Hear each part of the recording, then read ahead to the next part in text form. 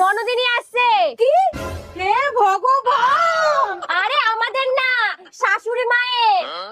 কি বলিস? দাঁড়া, আমি শাশুড়ি মাকে খবরটা দিয়ে আসি।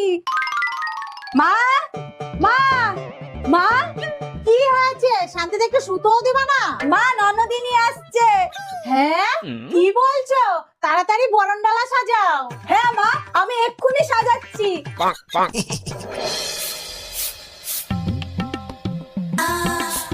আরে আসুন আসুন।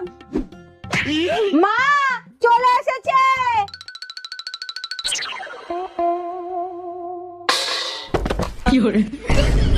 মা,